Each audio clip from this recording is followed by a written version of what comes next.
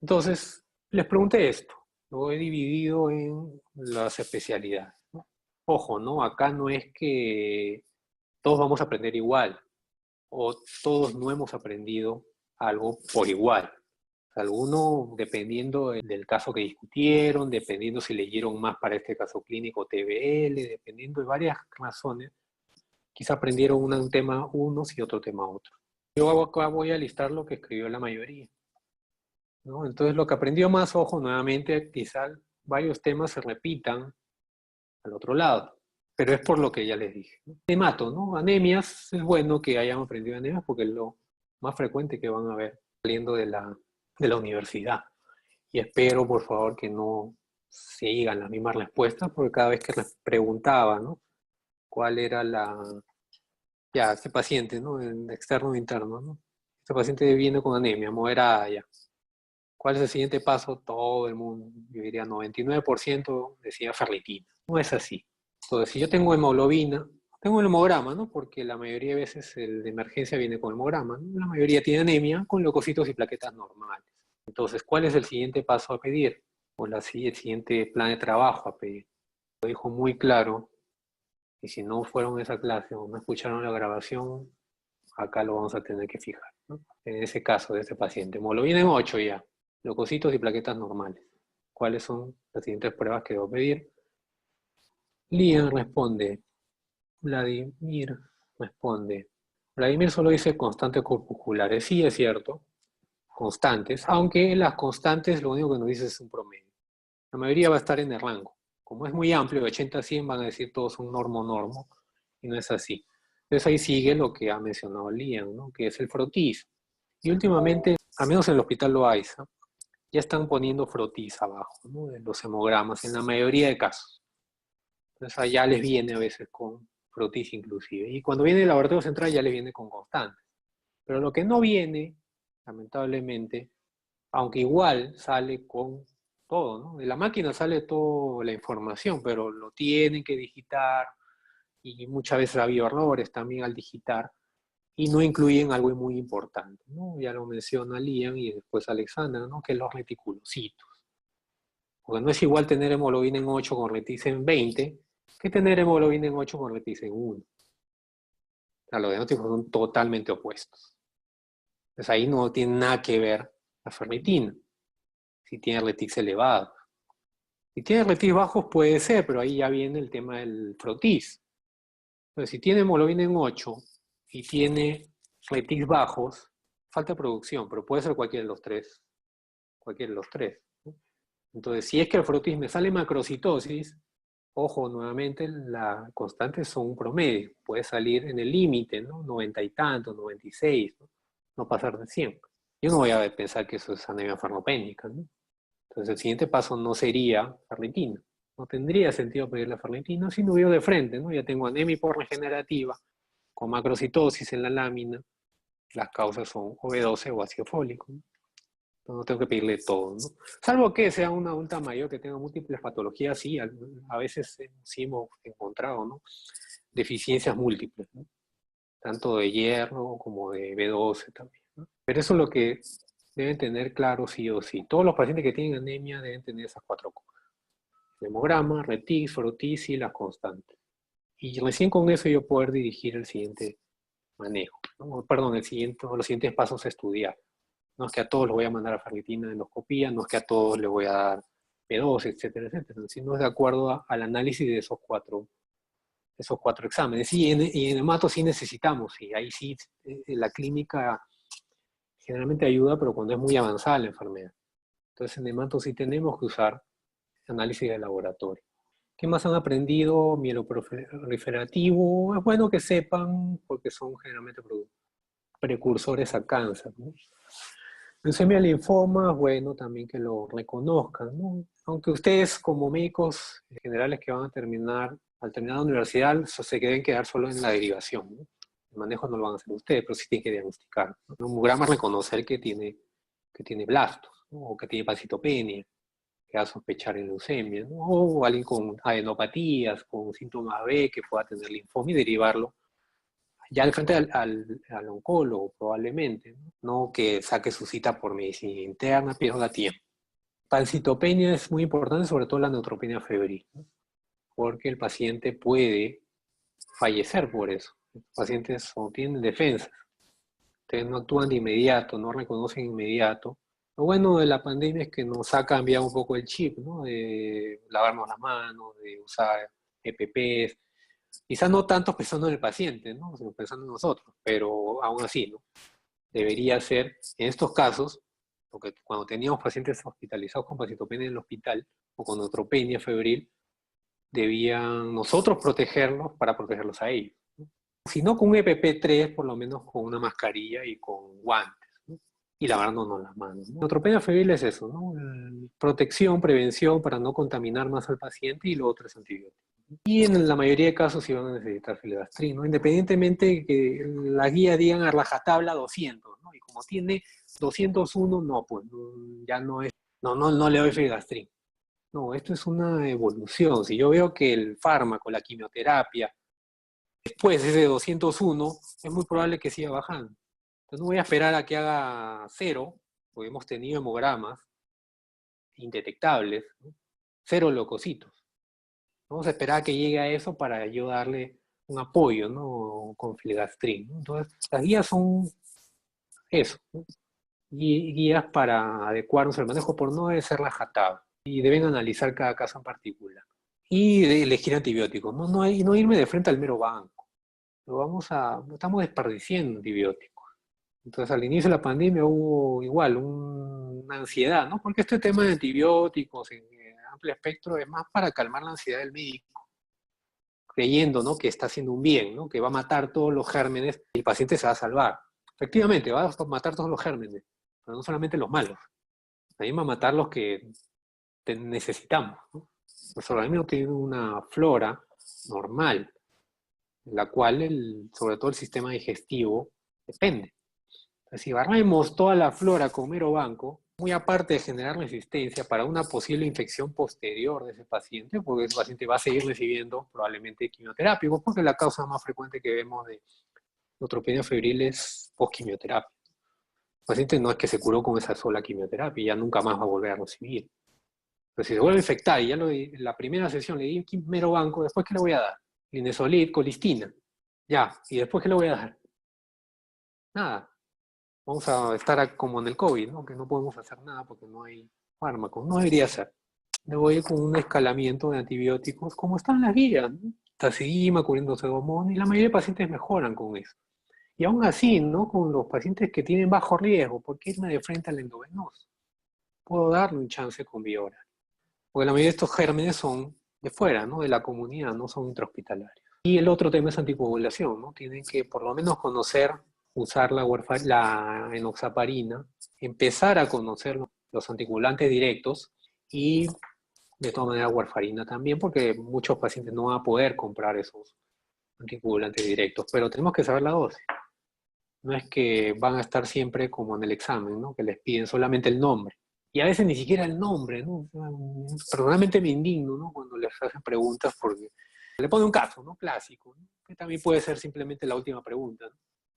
¿Qué fármaco voy a recibir? Y solo le ponen IECAS, le ponen diuréticos, Betablox. O sea, no, pues, o sea, debemos ya conocer los nombres. Si no los conocen desde cuarto, de quinto, lo van a conocer que después del externado internado.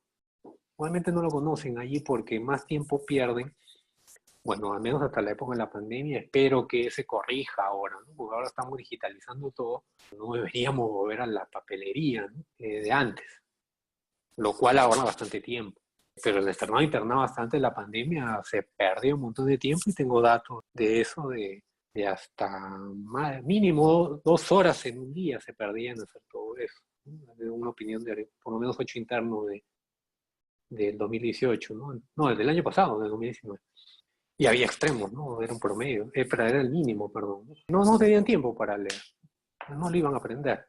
Tenemos que aprenderlo ahora, pero la gente, mayoría de gente, no que todavía no deben saber. No, muchos de ustedes han demostrado en eso. Por lo menos ya, cuando se tomaron por sorpresa, ¿no? Uy, me preguntaron dosis, pucha, ¿qué hago? Desesperado, ¿no? No sé dónde mirar. Pero el siguiente caso ya voy a leer dosis y ya me acuerdo al menos, ¿no? Obviamente, si solamente se lo acuerdan para ese momento, se les olvida.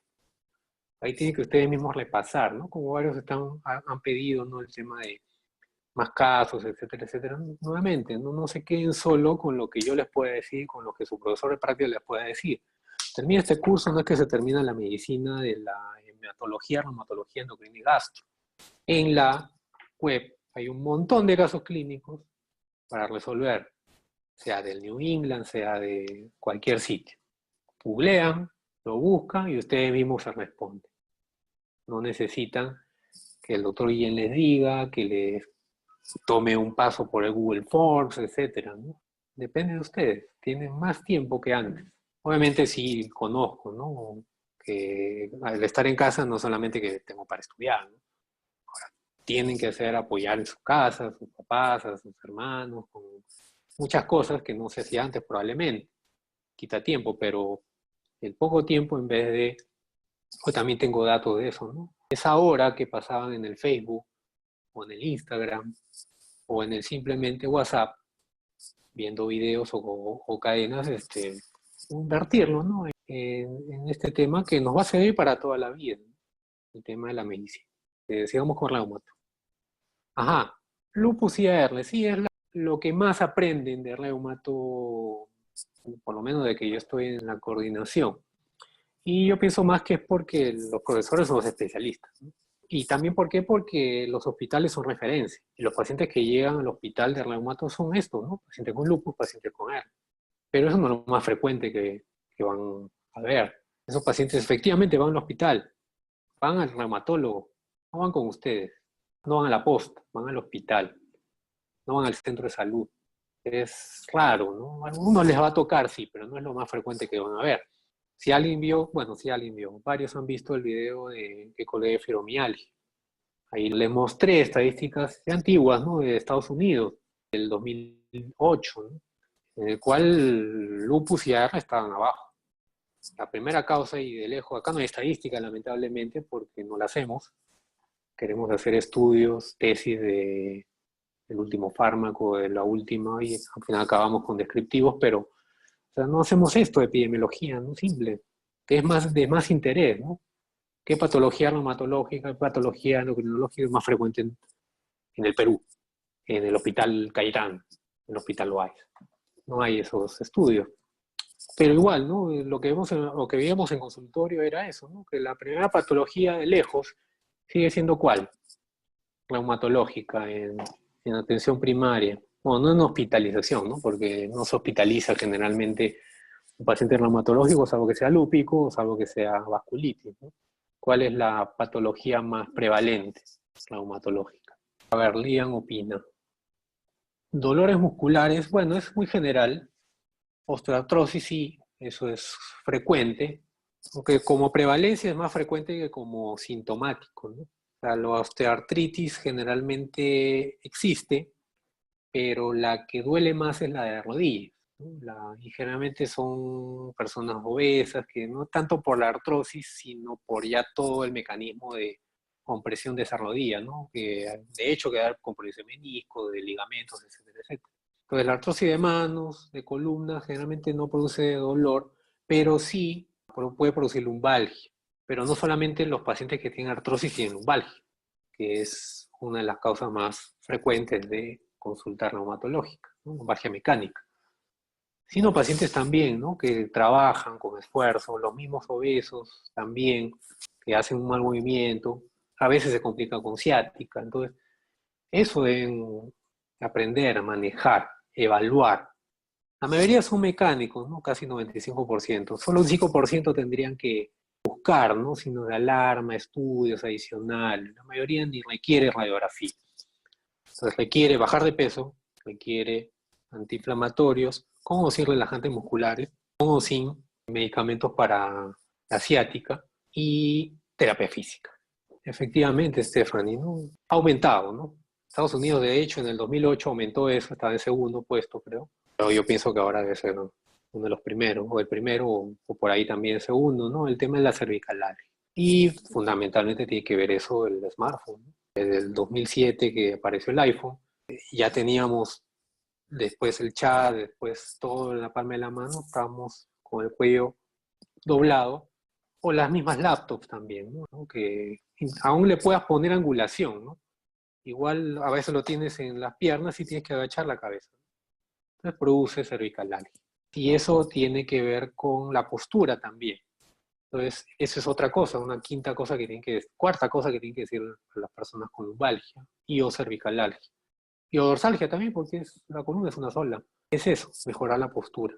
Hombros rectos, cuello recto, porque si no, toma el analgésico, eso dura 8 horas. El relajante muscular ya puede durar hasta 12 horas.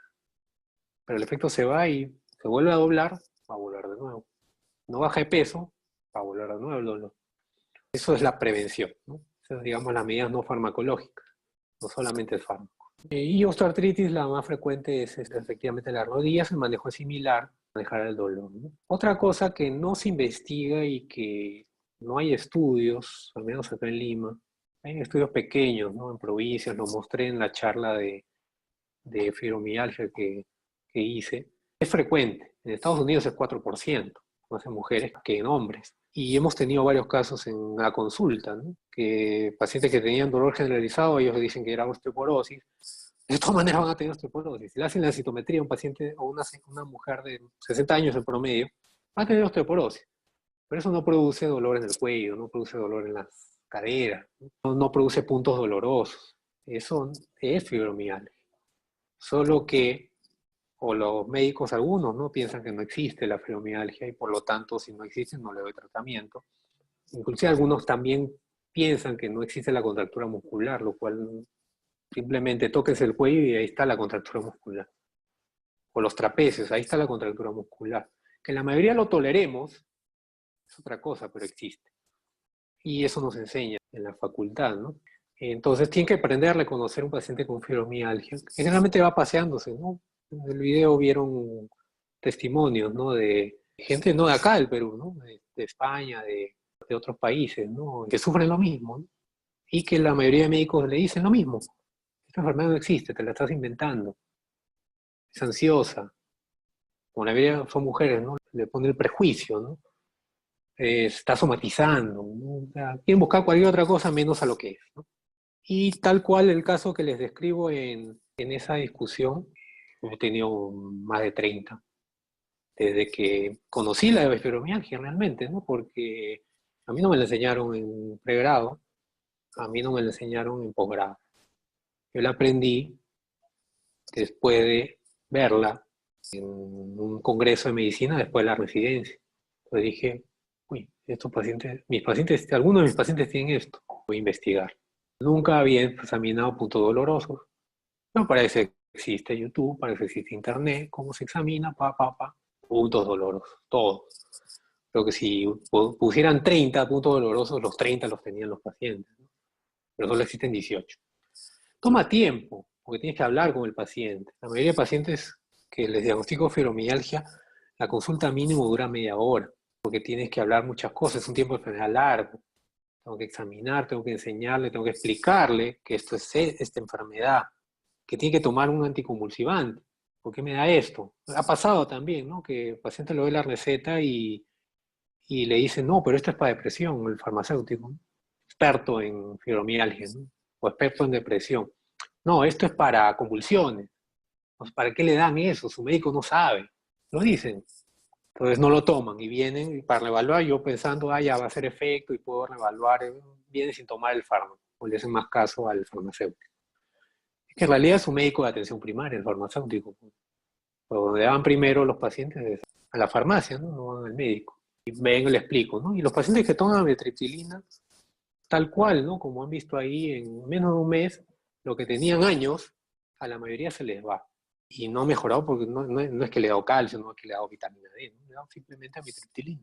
Y directamente, obviamente, la mayoría de pacientes tienen depresión, ¿no? Porque soportar años, dolor, a cualquier persona la puede deprimir, ¿no? Pero la depresión no produce dolor, ojo, ¿no? Porque también en las primeras discusiones algún asistente decía, no, pero estos pacientes son deprimidos y como le están dando un antidepresivo mejoran. No, no es así. Estos pacientes previenen el dolor. La depresión sí existe, pero es menor y más predomina por esto del dolor crónico, ¿no? Que nadie le da solución. Simplemente le ponen una inyección de diclofenaco Dex y se acabó, ¿no? Eso no es así. Entonces, obviamente para tratar algo debo conocerlo. Si yo no conozco fibromialgia, nunca lo voy a buscar.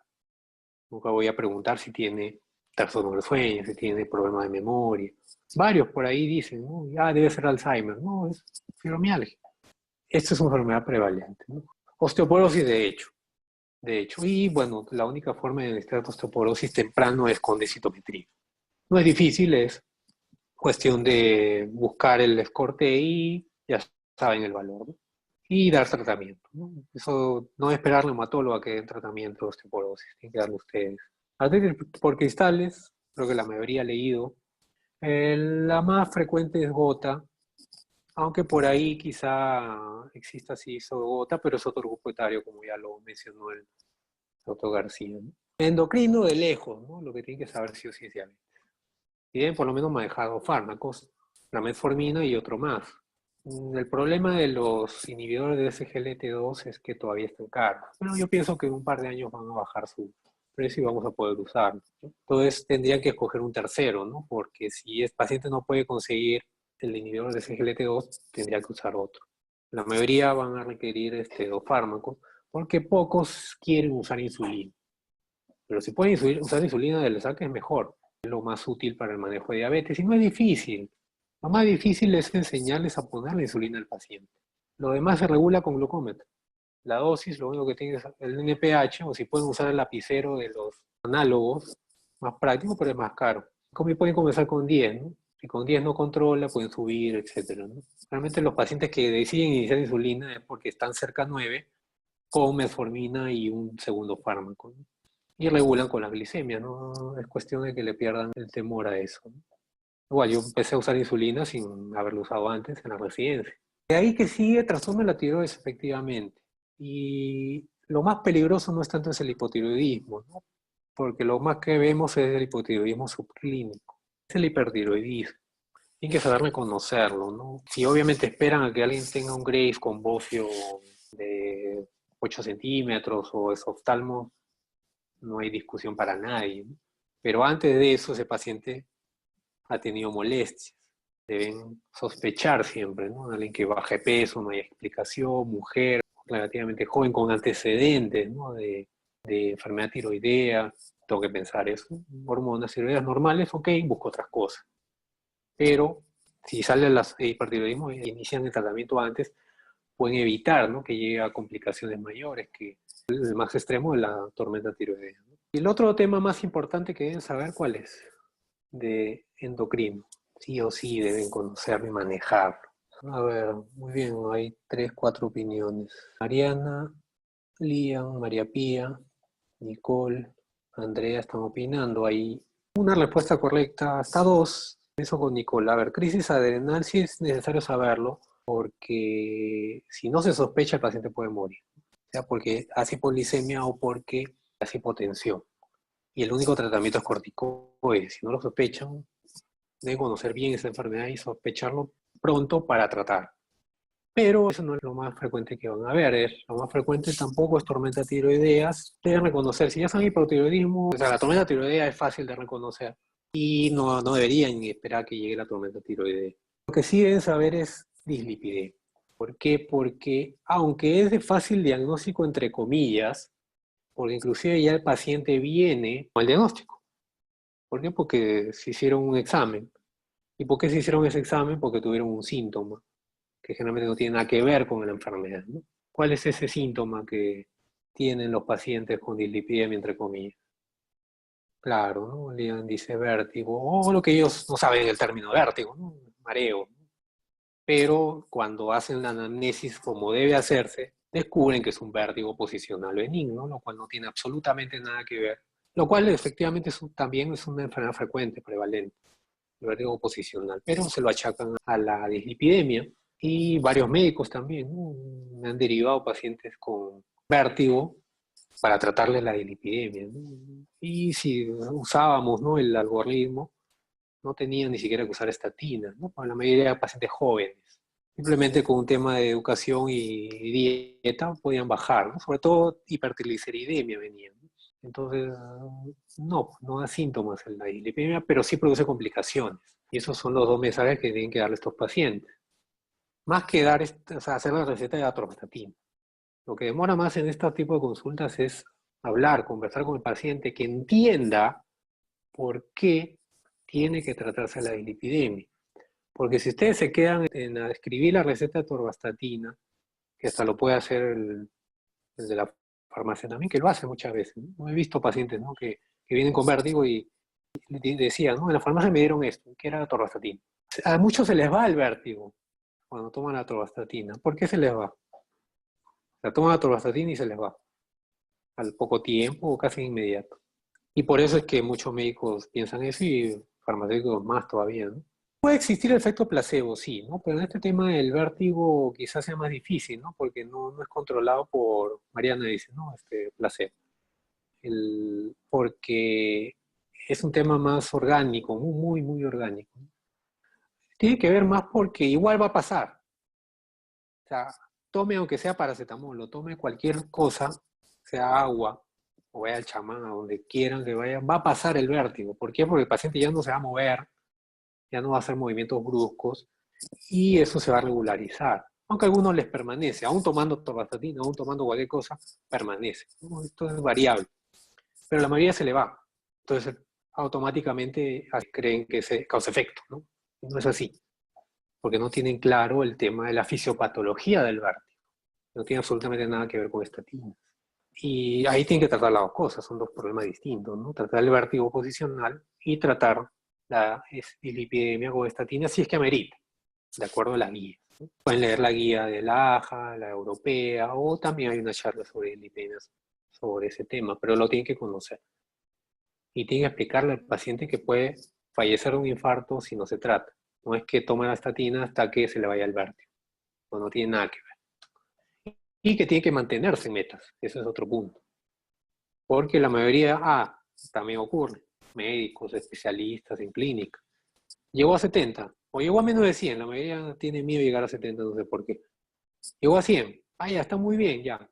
Y le pregunto al paciente, ¿por qué dejó de tomar, no? ¿Por qué dejó de tomar la estatina? Porque mi autor me dijo, porque ya mi análisis estaba bien. Pues es lo lógico, pues, ¿no? Si yo tomo en el april, porque tengo 14,8, 15,9, y yo le tomo la presión después, va a estar en 12. Pero alguien en su sano juicio le va a decir, como su presión ya está en 12, entonces ya deje de tomar enalapril. No creo. Entonces es lo mismo. Mi LDL está en 160. Le doy atorvastatina. Me bajó a 90. Pues ya me curé. Dejo de tomar. ¿Qué va a pasar con ese LDL cuando deje de tomar la atorvastatina? Por lógica, simplemente. No hay que leer la farmacología de la atorvastatina ni la fisiopatología de la dislipidemia. ¿Qué va a pasar? Sabe la respuesta quizás, ¿no? Pero necesito escucharla para saber que están ahí los que están con cámara apagada, ¿no? Uy, nadie. O por chat han escrito. Ya, por chat, ya.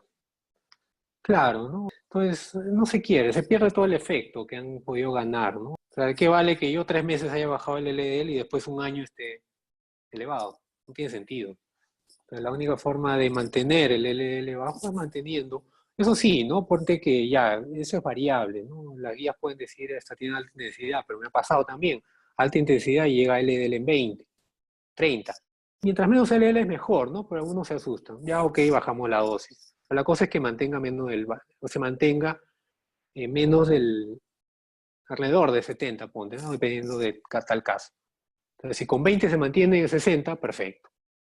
Si necesito 100, si con 10 se mantiene en 90, perfecto, ahí queda, pero se mantenga con esa dosis. Pero hay algunos también, ¿no? Que con 80 la justa llega a 100. Esos son los menos frecuentes, ¿no? Pero también ha pasado. Algunos podemos usar lecitinib, algunos no, pero al menos llegado ahí, pues no le debo, ya llegó a 100, le quito el 80 miligramos de atorvastatina, eso va a volver a 200. Lamentablemente las pocas guías dicen eso, ¿no? El tema de mantener la estatina permanente. Ni siquiera la guía de hipertensión lo dicen, ¿no? No dicen mantener el antihipertensivo toda la vida, ¿no? pero nosotros interiormente lo sabemos. Con esto de las estatinas debe ser igual. Pues produce lo mismo, las mismas complicaciones que la hipertensión. También es bueno que conozcan, aunque quizás no manejen mucho las crisis hiperglicémicas, pero lo principal es la hidratación, porque estos pacientes vienen deshidratados y cuando hagan guardias en emergencia tienen que reconocerlo. Ha pasado también en Cayetano cuando cuando trabajé ahí, que paciente con respiración rápida, antecedente de asma, lo nebulizaba, saturada 90 alta. Después de 2 días, lo mismo, síntomas. Alguien en su sano juicio, uy, esto satura 99, pero no, esto no es crisis dramática, no debería saturar 99. Tengo una glucote high, ¿no? pH 7. No tenía antecedente de diabetes, ¿no? Entonces era una cetoacidosis con respiración acidótica. Y los pacientes con esa respiración acidótica sí te dicen que siente que le falta el aire, pero no es por hipoxemia, es por la acidosis.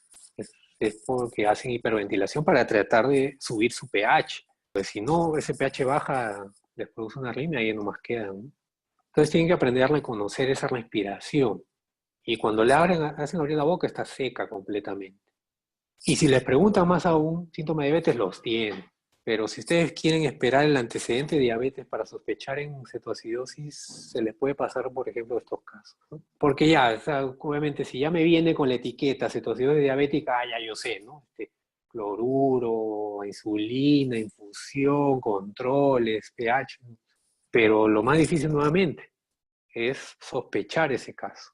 Ok, avanzamos con gastro. Acá no lo mencionan, pero quiero avanzar mejor con lo que algunos mencionan que le falta aprender. Como le decía, algunos repiten, ¿no? Acá quiero resaltar el tema del PTI. Generalmente viene con gingivorragia, con algún sangrado, y muchas veces tienen petequias, ¿no? Entonces, debo sospechar, confirmarlo con una dosaje de plaquetas y irme a ver a qué lado es. Pero ojo, ¿no? No todo es PTI. Hemos tenido algunos casos de una paciente que entró así, ¿no? Como entonces entró por consultorio de hematología y la hematóloga un síndrome de Evans para pulso, ¿no? Joven, 29 años creo, 2 hijos tenía, tranquila, caminando, todo, pero con una anemia severa en 6 y unas plaquetas en creo que 8000, ¿no? Era sábado y vaya, no lo vimos ese día porque entró a mediodía. Lunes, visita, nuevos pacientes, justo era la última de la U, donde yo trabajaba en el 1 segundo, y no la vimos el lunes. Martes, gran ronda, tampoco la vimos. Bueno, pues estaba bien, preguntamos al siguiente, sí, está tranquila, ya está en su tercer curso de petit prednisolona. Miércoles pasamos visita, ya comenzamos por ella, y estaba mal, trastorno de conciencia, estaba con vómitos. PTI, ¿qué piensan? Sangrado cerebral. Ya, pero sangrado cerebral, o sea, nunca había visto eso, ¿no? Agitación, movía los brazos, sí, pero tenía babisqui bilateral, no cuadraba, ¿no? Entonces, veo el control de hemograma, ya tenía miércoles, sábado, casi quinto día, ¿no? 4 días ya tenía en el hospital y no había subido nada, ni las plaquetas ni la hemoglobina. Pero eso no era lo más grave, sino que nadie se había percatado que la paciente tenía ya un CUMS, y ese CUMS directo era negativo. ¿Qué quiere decir eso? Tengo citopenia, ¿no? Anemia, trombocitopenia severas, anemia hemolítica, porque tenía un retic 21%, pero un CUMS negativo. ¿Eso era un Evans? Sí, no. A ver, Andrea dice, claro, ¿no? No hay anticuerpos, no hay autoinmunidad, ¿no? Porque el CUMS salió negativo. Obviamente no iba a mejorar con metiprestolona, pero ¿qué era? Pues ahí está la evidencia, ¿no? Tiene anemia hemolítica y tiene trombocitopenia.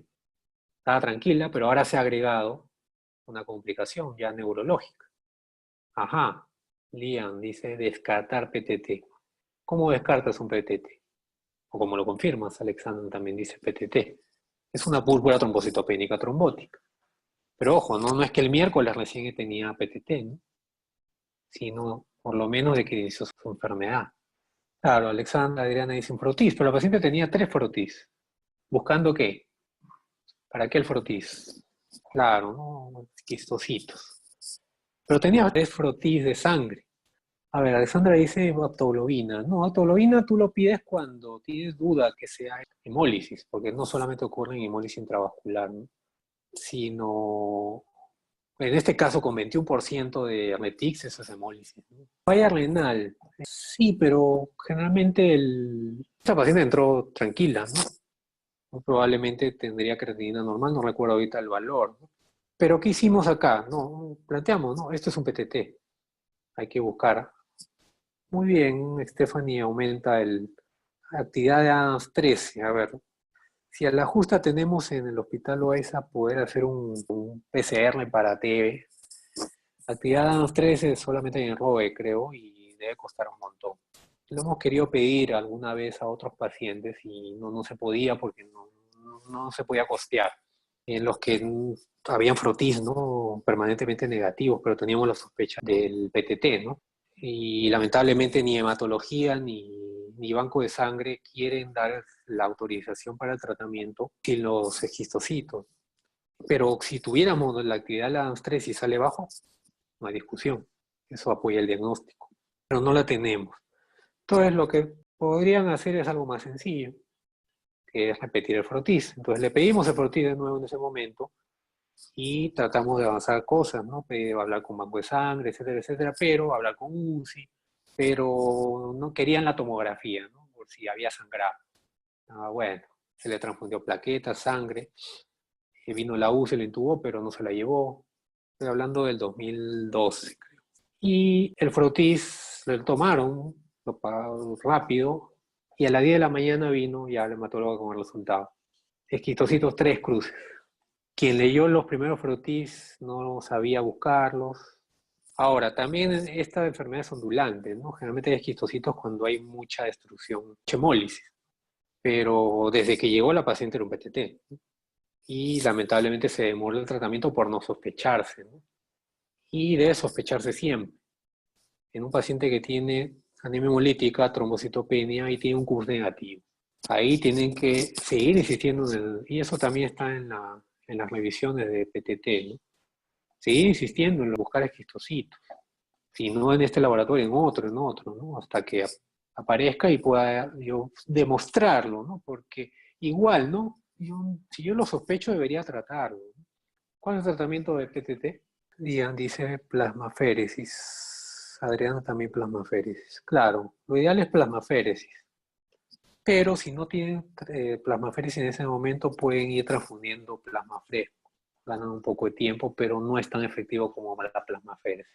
Inclusive también está descrito la inmunoglobulina, pero es más caro, ¿no? Entonces le transfundimos plasma fresco, pero no mejoraba, obviamente. La plasmaféresis no se la autorizaban. Y se le hizo la tomografía a las 6 de la tarde, no había sangrado, pero no había camas en UCI. Igual, no, ella requería plasmaféresis, a las 6 de la tarde no había nadie para hacer la plasmaféresis. Lamentablemente falleció, ¿no? A las 7 de la noche de ese mismo día. Si hubieras sospechado, yo desde esa fecha nunca dejo de pasar visita a ninguno de mis pacientes. Que ya el hematólogo lo vio, que ya el interno lo vio, que está tranquilo, nada.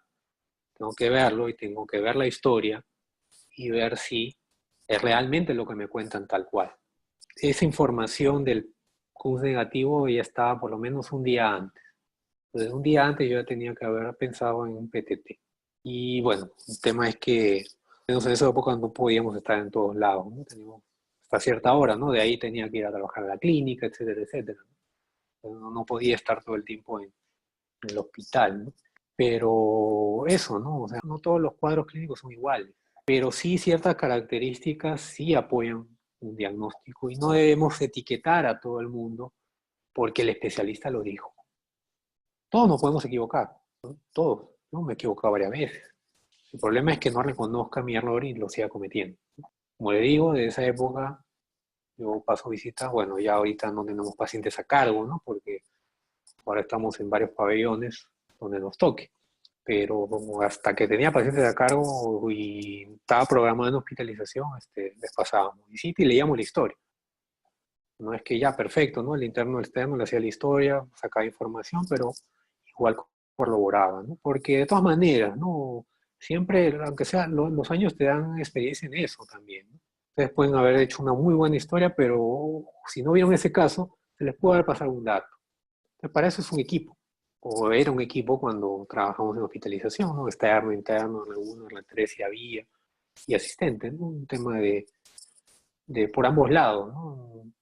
Cada uno aprendía de otros también, ¿no? Yo también aprendía de varios externos internos, ¿no? Que podían revisar más, ¿no? Del paciente, ¿no? Pues tenía a cargo ese grupo nada más, ¿no? Yo tenía que ver consultorio, tenía que ver la clínica, etcétera. La docencia, el curso, la coordinación y a veces no te da los tiempos, ¿no? Y mira, doctor, leí esto y aportaba para el paciente, perfecto, ¿no? En cuanto a púrpura es eso, ¿no? Está bien, conocer PTI, Evans, pero el PTT mata. Entonces, sospechen en alguien que tiene trombocitopenia y además anemia hemolítica, no dejen de pensar en PTT y en buscar esquistocitos, no contentarse con un solo examen. Es también lo que nos pasa en TB, ¿no? En TB pulmonar, tos, hemoptisis, baja de peso, fiebre, filtrado en ápice derecho, programa TB, ¿no? Pero de tomado BK negativo. Y el programa te decía, no, no tiene TB, sí tiene BK negativo. No me molesten, pues, ¿no? Entonces, teníamos que seguir pidiendo becas y personalmente, ¿no? Tuve pues ya falleció, ¿no? La ex esposa de mi hermano, que tuvo tuberculosis, ya tenía el antecedente de tuberculosis, tenía todos los signos clínicos, tenía neumonía apical derecha, tenía como 3 becas negativos y ninguna posta, ningún centro de salud, inclusive lo llevé a Loaiza, que en esta época yo era, creo que externo, interno o médico general, no recuerdo. No conocía a nadie, ¿no? En el OAIS. Y no tiene beca negativo, no le vamos a dar, ¿no? Íbamos al seguro, hablé con, porque había hecho mi internado en la Menara, ¿no? Y hablé con el neumólogo y sí entendió, le ingresó al programa. Y no mejoraba con el esquema uno. ¿Por qué no mejoraba? No era TB. Fiebre, hemoptisis, baje peso. Puérpera, ya me acordé, sí, era internado por eso, post-internado, porque mi sobrino nació en diciembre de que yo terminaba el internado. En esa época terminamos en marzo. La enfermedad la hizo, nació en diciembre, en ese lapso, ¿no? Entre febrero y marzo, ¿no? Ya me acordé. Claro, Andrea, ¿no? MDR. Entonces ahí volví a hablar con el neumólogo y hay sospecha, ¿no? Estaba ya un mes, 2 meses creo que con el esquema uno y seguía igual con fiebre. Y obviamente el cultivo se demora. Después se confirmó que era MDR, pero hablando con el neumólogo le ingresó en esa época el tratamiento estandarizado y mejoró. Pero tuvo varios becas negativos y el cultivo solo salió positivo. Y salió positivo, resistente, ¿no? Eso decía rifampicina. Pues ya te había tenido un episodio, hasta 2 episodios previos, ¿no? Recién ahí me enteraba, ¿no? Y yo me quedo solo con el BK. Y nos ha pasado en el, hospital, en el pabellón también, ¿no? Pacientes con todo para ver, pero BK negativo. Teníamos que iniciarles anti-TB, pero el programa no le daba pase. El paciente mejoraba, eso no era COVID, bueno, en esa época no había COVID, eso no era pseudomonas, ¿no? Si mejoran con anti-TB deben mejorar, eso era TB, ¿no? Y algunos en el octavo o en el sexto BK salía positivo, ¿no? Entonces es cuestión, si yo tengo la sospecha debo seguir, ¿no? Claro que obviamente si el cultivo te sale negativo, que tiene más sensibilidad, y si también nos ha pasado, ¿no? Probábamos esquema anti-TB y no mejoraban, alguien que no tenía antecedente TB, teníamos que pensar en otra cosa. Pero varios pacientes, un poco menos yo, pero el doctor Casas sí ha tenido muchos pacientes así y han mejorado, sobre todo MECTEBES, TEBES eritoneales, etcétera, ¿no? Entonces, sospechar y seguir pidiendo exámenes hasta que salgan positivos. Todas las pruebas tienen falsos negativos, todas las pruebas. No hay ninguna prueba que te haga 100% de todas las pruebas epidemiológicas, ¿no? Algunos más que otros, ¿no? Obviamente el BK directo tiene una sensibilidad muy baja, entonces no debo descartar yo solo con eso una enfermedad. El tema de, ok, avanzamos. Hemoterapia, es bueno que lo sepan, repasen, o recién lo van a aplicar si es que tienen pacientes a cargo, ¿no? Y anemia ferropénica, tienen que tratarlo con vía oral, pero no dejen de lado la vía endovenosa también, ¿no? Sobre todo en pacientes que no mejoran con la vía oral o tienen dispepsia a veces, pero hay ciertas estrategias que pueden ustedes hacer para que tolere el hierro, porque siempre va a ser más barato tomar hierro oral, ¿no? La mayoría de pacientes toleran el hierro, pero en los que no, pueden buscar estrategias y ya más o menos saben, ¿no? Tiene que estar el estómago vacío, o sea, hay una forma especial de que el hierro se absorba mejor. Vuelven a hablar acá de lupus, de fibromialgia, vasculitis. Vasculitis más lo vemos en hospitalización y lo más peligroso de la vasculitis es el síndrome pulmón-riñón, ¿no? Ha pasado, ¿no? Pacientes que lo ingresan por ictus, ¿no? Porque tienen leucocitura y poco hematuri, pero no tienen bacterias en orina. Sin embargo, lo pasan como una ITUB y nunca hubo fiebre, dolor lumbar, etcétera, etcétera. Ven por ahí la creatinina no está normal. Esto no era una ITU, sino era una glomerulonefritis. Ya después, si no haces el diagnóstico, la creatinina sube, etcétera, etcétera, ¿no? Y la glomerulonefritis es una causa frecuente, si es que está asociado, ¿no?, a problemas pulmonares, vasculitis ANCA, ¿no? Como un pulmón riñón, ¿no? Y estos pacientes mejoraban con pulso de corticoides, ¿no? Más que con el meropenem, ¿no? Pero igual, tienen que analizar también, no solamente esa examen de orina o leucocituria, ITU, ¿no? No es así, tienen que analizar toda la información que les da el examen de orina. Ay, también tenían proteinuria, me acuerdo, ya, por eso sospechamos los melonefritis. Porque si solamente ven los leucocitos, van a pensar que todo es ITU, no es así.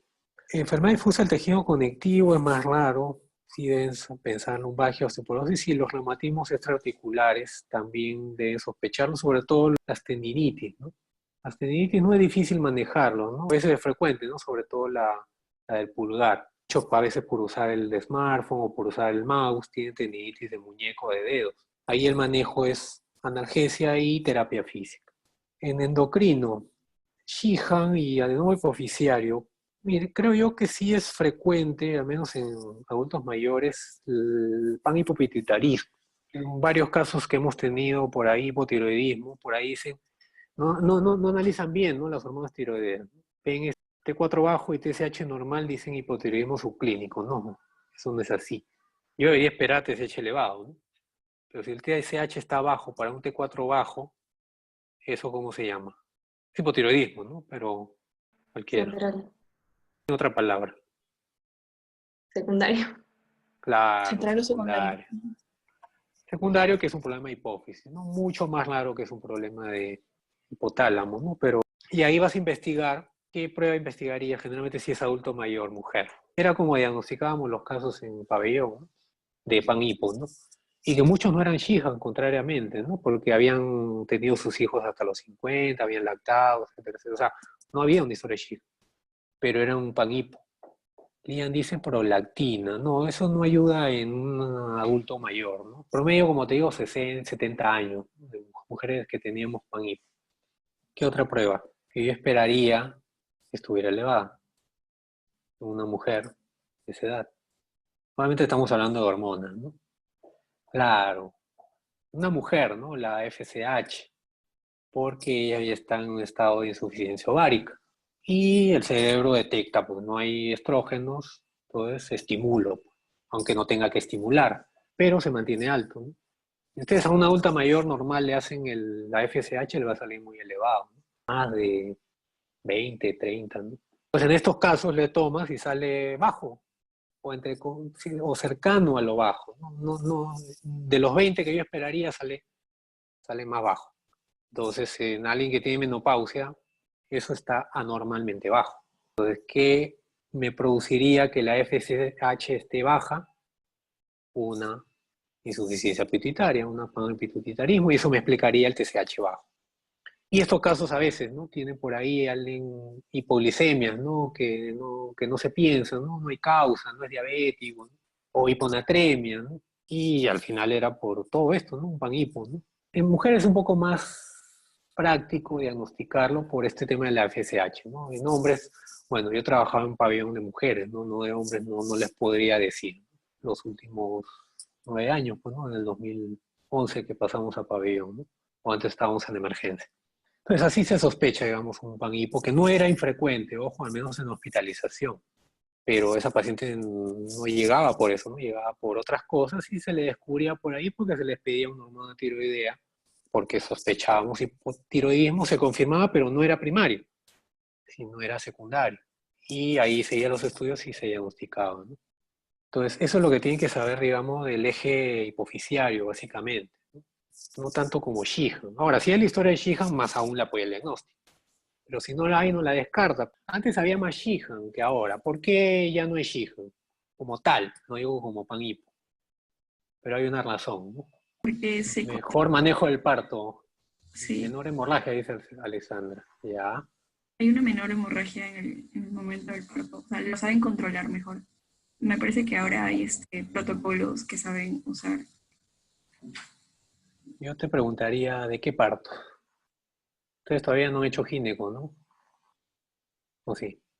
Gineco 1, o sea, No, no. obstetricia. Ya, les pregunto a ustedes, ¿cuántos son ahorita todavía conectados? 24. Si es que lo conocen, ¿no? Quizá no lo conocen.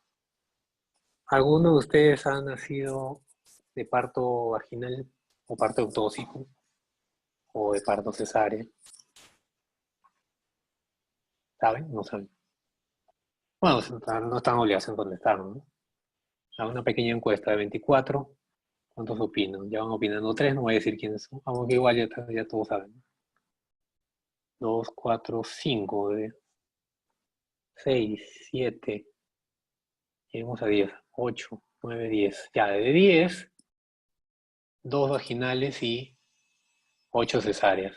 Se confirma la frecuencia, ¿no? Que yo también la conocía. El 80% son cesáreas ya desde hace ciertas épocas. Obviamente en una cesárea controlas todo el sangrado habido y por haber. Obviamente no hay trabajo de parto, ¿no? Por lo tanto, no va a haber riesgo de Sheehan como tal. Obviamente hablando de la ciudad, ¿no? Quizá en provincia todavía no hay acceso a centros de salud, a hospitales, y todavía hay apartos, todavía hay apartos, no solo vaginales, sino partos domiciliarios todavía, ¿no? Entonces ahí sí, ¿no? Todavía habría riesgo de, ¿no? Pero si estamos hablando de una tasa de cesáreas de 80%, desde hace, ustedes tienen 24 años en promedio, de hace más de 20 años, entonces explica, ¿no? Que no tengamos o tengamos menos historia, ¿no? O menos frecuencia, digamos, de panhipos como tal, ¿no? Como Sheehan. Pero igual hay que preguntarlo, ¿no? Pero se van a dar cuenta cuando hagan la historia que esos pacientes no han tenido la historia del sangrado postparto, ¿no? Pero, ¿por qué? Porque también el panhipo es por autoinmunidad también a veces, ¿no? Y a veces no se sabe la causa, ya simplemente tuvimos la complicación, hay que manejarla, ¿no? A ver, la alteración de glándulas sexuales es más importante en pediatría. Sí deben conocerlo cuando vean niños o adolescentes, ¿no? Yo manejo adultos más que todo y no manejo mucho ese tema, los endocrinólogos sí, ¿no? El eje adrenal ya hablamos más o menos un poco, ¿no? El tema de la crisis adrenal sobre todo, ¿no? De sospechar. No, lo tiroideo sí es muy bueno conocerlo y estudiar, ¿no? Personalmente, yo no, bueno, no soy endocrinólogo, ¿no? Pero tuve que leer bastante de esto porque mi mamá tuvo un nódulo tiroideo. Y al inicio, ¿no? Cuando debutó con eso, yo era igual, MG, ¿no? Sí tenía un médico endocrinólogo conociendo en el hospital Báez, se la llevé, le hizo el BAF, salió benigno y se mantuvo así, ¿no? No creció, ¿no? Le hacía un seguimiento, lo medía. En esa época no había el tema del Doppler mucho, ¿no? Y los protocolos eran distintos ahora, ¿no? Pero después obviamente fui leyendo el caso, ya le tenía molestias a ella, ¿no? Yo empecé a aprender a hacer ecografías, pero igual le hicimos ecografías también. Y tenía características benignas. Entonces, le volví a hacer una biopsia ya bueno, yo no, sino la llevé a otro centro, le hicieron una biopsia ya dirigida por eco, ¿no? Porque a ciegas puede ser que no captes todo, ¿no? Pero nuevamente salió benigno y bueno, se remitió solo, ¿no? Por ahí hizo un poco de hipotiroidismo subclínico, un TSH un poco elevado. Personalmente yo no le quise dar nunca levotiroxina, pero lo que no le dio, hizo efectos adversos, de ahí no le dimos más, ¿no? Pero ella remitió, ¿no? A lo que voy es que, bueno, el caso personal de mi mamá fue benigno, siempre fue, ¿no? O sea, estamos hablando cuando remitió, 2013, 2014, ¿no? Y casi 10 años con el nódulo. Obviamente a cualquiera, a ella misma, ¿no? Una tumoración a cualquiera le. Pero siempre hacerle seguimiento, ¿no? Con examen clínico, en ese lapso de 10 años casi no habrá aumentado que 2, 3 milímetros como máximo, ¿no? No había mucho crecimiento, no aumentó más de 2 centímetros. pero hacer los estudios pertinentes, ¿no? En algunos casos sí va a haber sorpresas que es sólido, en este caso era quístico, y amerita un manejo posterior, ¿no? Como una neoplasia. Y es fácil de detectar, ¿no? Porque acá el tema es ver la tiroides, examinar la tiroides. No es que el diagnóstico va a salir incidentalmente, necesariamente. No tanto como les han enseñado, ¿no? Que también el abordaje anterior. Y para mí es el más directo, porque puedes ver la tiroides, ¿no? Estiras el cuello, ves dibujada la tiroides, y ya la puedes examinar ahí, ¿no? En la mayoría que tiene el cuello delgado, ¿no? Porque obviamente si es un cuello grueso, ni siquiera por atrás vas a poder palpar. Y detectar nódulos lo más pronto posible, ¿no? No esperar que sean muy evidentes y quizá ya no haya mucho que hacer, ¿no? Síndrome metabólico, ¿no? Alguien también respondió cuando les pregunté qué tenían que saber, ¿no? El síndrome metabólico son 5 criterios. Y me sorprendí bastante en estas prácticas que hice con los internos, que le hice esa pregunta simple. ¿Y cuántos eran? 5, 6, ¿no? Ninguno de los 6 respondió a los 5 criterios como debía ser. Y 2 de ellos me respondieron cualquier cosa realmente, ¿no? IMC, ¿qué más respondieron? Colesterol total, otras cosas, ¿no? ¿Cuáles son los 5 criterios de síndrome metabólico? A ver, Nelson responde 1 HDL, ya muy bien, 2 triglicéridos, faltan 3. Nicole, glucosa, más de 100. Adriana, perímetro abdominal, llamamos 4, falta 1, muy bien, Renzo completó, presión, ¿no? Entonces, si alguien ya es hipertenso, ya tiene diabetes, lo más probable es que tenga obesidad abdominal, ya tiene síndrome metabólico, ¿no? Ahora, el síndrome metabólico involucra más que todo prevención, ¿no? Como tiene las mismas complicaciones que la diabetes, yo tengo que diagnosticarlo antes de que sea diabético, antes de que ya debute con hipertensión arterial, ¿no? Para decirle que corrija justo, ¿no? Que baje esa obesidad abdominal, con lo cual va a bajar el triglicérido, quizá la HDL mejora y ya no va a necesitar quizá fármacos, y también ya no va a debutar con diabetes, ¿no? Porque inclusive, ¿no? Algunos llaman al síndrome metabólico como prediabetes, ¿no? Es un tema de prevención.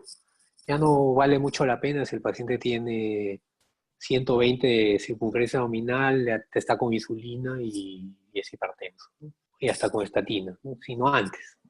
Antes yo debo buscar estos casos. El paciente no lo va a venir diciendo, doctor, por si acaso tengo síndrome metabólico, ¿no? Sino, ustedes, si ya le ven la barriga, y a veces uno ya te das cuenta, ¿no? Una barriga prominente, de hecho, que tiene más de 90. La promedio diría 100 de circunferencia abdominal, ¿no? No esperar, ¿no? A que el paciente haga las complicaciones, ¿no? A ver, Lian pregunta, ¿usted qué criterio de perímetro abdominal emplea por lo general? Cada vez que nos enseñan nos decían uno distinto. En general, mi pensamiento es que mientras yo tome de corte, y eso pasó con la diabetes, ¿no? También, ¿no? Yo aprendí, creo yo, sí recuerdo, los criterios de diabetes cuando el criterio de glucosa era 140 en ayunas, yo me acuerdo. Y el otro no cambió, ¿no? 200. En esa época no existía lo de la glicosilada. Todo el mundo recomendaba 140. O los médicos, superendocrinólogos, etcétera, etcétera. Pero después otros médicos que no, pues veían, oye, 140 es mucho. Estos pacientes igual se complican. A ver, vamos a hacer unos estudios. ¡Pah! Demostraron 126. Inclusive yo diría que ya nos estamos quedando cortos con esos 126, pero bueno, es lo que están las guías ya hace más de 10 años, ¿no? Entonces, ¿no? Comenzó esto de la obesidad abdominal con los americanos, ¿no? 108 de varones y 92 creo, o 94 de mujeres. Entonces, está bien, ¿no? Pero los que tienen 90 las mujeres, los que tienen 100 los varones, ¿se van mejor? En este tema de obesidad, mientras menos sea mejor. Entonces, el menor valor que yo he visto, discutimos, ¿no? Justo con otros alumnos, creo que hace un par de años que fue la última respuesta, porque el año pasado nadie opinó por el EVA, acá esta vez creo que opinó Lian y alguien más, no me acuerdo quién fue, pero solo 2 nada más, ¿no? Pero bueno, igual respondimos, aunque después ya no me respondieron, ¿no? Entonces discutimos esto, ¿no? La guía que les mencionaba decía eso, ¿no? 90-80. 90 para varones y 80 para mujeres. Pero si ustedes le dicen al paciente que pueda bajar más, es mejor todavía. O sea, no es que quede un 90 igual que el LDL, ¿no? Ya, vamos a celebrar, un pollo al abrazo y de nuevo 100, ¿no? Mientras menos, mejor. Y no solamente llegue a la meta, sino se mantenga en esa meta. porque nuevamente no tiene ningún beneficio llegar a la meta y luego volver hasta peor, ¿no? Lo que pasa en estos pacientes obesos, ¿no? El famoso efecto rebote. Entonces, si usted le da metas claras, el paciente va a llegar también, o va a querer llegar siempre y cuando tenga también en mente qué es lo que le trae complicaciones. Usted le dicen, baje de peso porque a mí se me ocurre, no le va a hacer caso. Ustedes no son el primer médico que le dicen que baje de peso, sino varios médicos le han dicho. No les han sabido decir, no solamente ni hasta cuándo, ni hasta qué momento, ni hasta qué meta, sino de qué manera. Y la única manera de bajar de peso, ¿cuál es? Kiara, dieta, ya un poco más de dieta. Ya opinó Wilber, opinó Alexandra, pero Alexandra es más específica, ¿no? El ejercicio es bueno, pero no tiene mucha efectividad en bajar de peso. Para bajar, y pueden googlearlo en cualquier pilografía, ¿qué efectividad tiene el ejercicio en bajar de peso? Tienes que hacer mucho ejercicio para bajar solo 200 calorías, ¿no? Entonces, el ejercicio es bueno, no todo para mantener una salud cardiovascular, pero lo único que logra bajar de peso de forma manera más efectiva es eliminar lo que te hizo subir de peso. Y el subir de peso no es que lo logré, o mejor dicho, una persona no sube peso porque no hace ejercicio. La mayoría de personas no hacen ejercicio. Así que no sube de peso porque no hacen el ejercicio, que nunca lo hicieron. La mayoría de gente sube de peso porque comen de más. Ahora peor en la pandemia, que estábamos aislados completamente, salían, ¿para qué? Para comprar comida para seguir comiendo. Aún así no lo necesitaba, pues, ¿no? Porque lo único que hacía que era ver televisión, bueno, leer ustedes, yo también, preparar, estar sentados frente a una computadora o frente al televisor, ¿no? Justo me paraba o sea, hacía muy poca actividad física. Entonces, ¿por qué tenía que seguir parándome a seguir comiendo? Más a más, lo único que iba a lograr es subir de peso. Y no solamente eso, sino iba a generar más hiperinsulinismo, y eso es un círculo vicioso. Me baja la glucosa, me da el reflejo de querer comer más, ¿no? Porque por eso funciona este tema de la ansiedad por comer, ¿no? O de la adicción al azúcar. Es por el exceso de insulina que generamos por comer a cada rato. Pues el pico de insulina viene, me baja la glucosa, siento la necesidad de comer, pero no espero a que se mantenga, ¿no? Que haga efecto la insulina y las otras hormonas y se estabilice la glucosa, si no le meto más comida. Y ahí pongo más insulina, etcétera, etcétera. Entonces, la conclusión de eso es obesidad. El resultado de eso es la obesidad. Entonces, la solución a eso es hacer lo contrario a eso. Déjame comer lo que me produce estos picos de insulina, sobre todo los carbohidratos. Si quieren, llénense de verduras, llénense de frutas, llénense de agua. Y eso es lo que le tienen que decir a los pacientes. Si no, las dietas no funcionan. El problema del pollito, como dice María Pía, es la papa sobre todo, ¿no? Si le quitas el pellejo, el pollo es una proteína, ¿no? Y comes la carne blanca, te vas a llenar. Si le metes frutas, verduras sancochadas, no vas a subir mucho de peso. Pero si te comes todas las papas, sí. Ese es el mayor problema del pollo a la brasa. Nicole dice, hay que calcular la tasa de metabolismo basal. Sí, es correcto, ¿no? Es correcto que se pueda calcular la tasa de metabolismo basal, pero ojo, ¿no? Eso es para mantener un peso basal. Pero si mi objetivo es bajar de peso, yo tengo que aún tener un déficit de calorías. Si mi cálculo es a grandes rasgos, ¿no? 30 por kilo, yo peso 60, 1800, no voy a mantener con los 1800. Puedo comer menos. Por eso el promedio de una dieta hipocalórica es 1200. Si puedo comer menos, voy a tener más resultados en bajar de peso. El problema es mantenerlo. El problema es soportar esa hipoglicemia, entre comillas, que va a ocurrir por el hiperinsulinismo que demora en regularse. Hay varios videos en YouTube sobre eso, ¿no? De la adicción al azúcar. Eso dura en promedio 2 semanas. Es lo que la mayoría de gente no aguanta, ¿no? Y por eso viene el efecto rebote. Pero los que salen o pasan esas 2 semanas de sufrimiento, entre comillas, de querer comer y no poder y no querer hacerlo por su salud, después se acostumbran a comer menos, ¿no? En vez de que me corten el estómago y me lo bypasseen. ¿Y para qué? Para tener una capacidad del estómago más pequeña Más sencillo es ingerir esa capacidad ese volumen de comida. No tengo que mutilarme para obtener el mismo resultado. Pero lamentablemente la cirugía bariátrica se ha vuelto de nuevo, ¿no? Para otras cosas un negocio. Muchos dicen, opero, y no es mi problema. Ya, si tú vuelves a subir de peso es tu problema. No, ¿no? El problema de la obesidad no solamente es el estómago grande, que sí, estos pacientes obesos han hecho crecer su estómago muy grande, ¿no? Porque le han metido kilos de comidas en muchos años de su vida. Al menos los que no llegan a obesidad mórbida pueden todavía darle chance a comer menos, ¿no? Ok, avancemos. El tema de gastro, lo más importante que deben saber, o lo más prevalente, es los dolores abdominales. Realmente los crónicos, sea funcional o sea intestino irritable. Y ahí tienen que entrar a tallar sobre todo el diagnóstico, ¿no? Hacer el diferencial de lo que pueda ser más grave, tipo neoplasias, tipo tuberculosis, si hay diarrea, tipo enfermedad inflamatoria intestinal, lo cual se puede saber con clínica, anamnesis o con exámenes auxiliares. ¿No? En la mayoría de dispepsias de intestino irritable o dolor abdominal funcional, la mayoría de exámenes son normales. Entonces ya con tranquilidad pueden tratar, ¿no? Ya con el manejo no solamente farmacológico, sino no farmacológico. Y si hay sospecha de cáncer, derivar, hacer estudio de imagen. Y el otro tema que sí es importante saber es el tema del problema hepático, sobre todo el NASH, porque con lo mismo que estábamos hablando, el tema de la obesidad, la diabetes, las enfermedades metabólicas, ahí también entra el NASH, que es lo mismo, yo siempre le digo a los pacientes, ¿no? ¿Cómo puedo curar el hígado graso? Y para que ellos entiendan, es eliminar la misma grasa que tiene en su abdomen.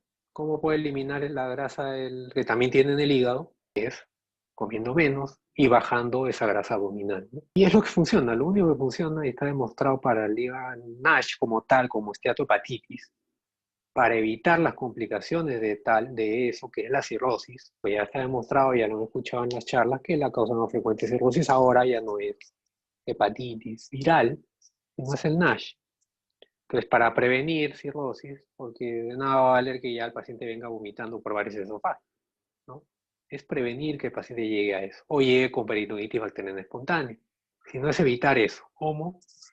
Bajando de peso, bajando la grasa abdominal y por lo tanto bajando la grasa hepática. Muchos pacientes con obesidad o sin obesidad, sobre todo mujeres, tienen enfermedad biliar, ¿no? Y la enfermedad biliar se manifiesta como pancreatitis o como ictericia obstructiva, como colangitis o como más frecuente la litiasis vesicular, sea crónica o sea como colecistitis aguda. Y el manejo del HDA es práctico, ¿no? Como la mayoría son por úlcera o son por varices, tienen que aprender a manejar los dos, al menos el manejo de emergencia, hasta que tengan la endoscopía y ya tengan el diagnóstico, ¿no? Si es por úlcera, siguen con el manejo del omeprazol, y si es por varices, siguen con el manejo del octreotide. Y es que no tienen la endoscopía, ¿no? Y también nos ha tocado, ¿no? Pacientes que venían por HDA, tenían el antecedente de cirrosis, de emergencia ya venían con octreotide, pero todavía seguían haciendo melena. Ya no hacían matemesis, le hacen endoscopía después de 2 días y era una úlcera, ¿no? O sea, la única forma de saber que es una o la otra solo es con imágenes. No es que todo cirrótico lo único que va a tener es varices. Tengo que hacerle la endoscopía y determinar qué es lo que le está produciendo sangrado. Y muchas veces, hay que dar el tratamiento tópico, ¿no? Eso ya lo sabe un gastroenterólogo, ¿no? Se ve el vaso sangrante y tienen que parar el sangrado en ese momento, ¿no? Entonces esto es lo principal, lo resaltando que tienen que saber, ¿no? Aunque por ahí también hemos hablado de otras cosas, ¿no? De la dieta. Exámenes auxiliares, alguien mencionó que no ha aprendido, pero ojo, ¿no? Esto es otra cosa que estamos viendo en los últimos 2 o 3 años, que la anamnesis se ha vuelto la mitad relato de exámenes auxiliares y la otra mitad simplemente un listado de síntomas. Ojo, estoy hablando desde la pandemia. Eso no es una anamnesis, eso no es un relato de enfermedad. El relato de enfermedad solamente es relato de síntomas y signos. No es relato de exámenes auxiliares. Los exámenes auxiliares se usan, se analizan el paso siguiente después de que yo planteé mis diferenciales, no antes, porque antes les puede llevar a un error, porque se van a quedar con la etiqueta de la dislipidemia, con la etiqueta de la infección urinaria, porque están viendo un examen, no están viendo al paciente. Pacientes también vienen, ¿no? Al consultorio. Le pregunto, no, señora, ¿por qué viene? Doctor, me ha salido esto en el análisis. O también nos venían, ¿no? Médicos que lo habían visto la semana anterior. Yo no los había visto. Y lamentablemente en las historias ponían un par de líneas nada más. ¿Por qué viene una consulta? Vine la semana pasada y me pidieron esto. No, no, no, señora. Eso lo vamos a ver después. Cuénteme, dígame qué molestia tenía. No, pero yo quiero que me lea los análisis. Señora, por favor, la enfermedad no es análisis, son molestias que usted tiene. ¿No? Y después, bueno, ya entendían y le hacíamos la historia y era otra cosa, no tenía ni siquiera que pedirse todos los exámenes que le pedían, que era un examen del colesterol, triglicéridos, hemograma, ¿no? Era otro problema. La mayoría, nuevamente, temas musculares, dolores de cabeza, cefalea, ¿no? Y porque pasaba también, ¿no? Doctor, vengo con usted porque mi doctor me ha dicho que no tengo nada. ¿Así? ¿Por qué? Que mis análisis han salido normales. Por lo tanto, usted no tiene nada. No, no es así. O sea, los pacientes tienen una enfermedad, tienen una dolencia. Ya les dije, no todo se explica por exámenes auxiliares. La mayoría tenía lumbalgia, dorsalgia, perdón, cefalea tensional, ¿no? Entonces, me le tenía que dar el manejo, ¿no? De la ciática, ¿no? De todo ha venido, ¿no? Y después viene el control, sí, doctor, ya me calmó, etcétera, etcétera. Nuevamente, el relato de enfermedad no es exámenes auxiliares. Ustedes tienen que saber exámenes auxiliares después de que ya conocen las enfermedades, no al revés.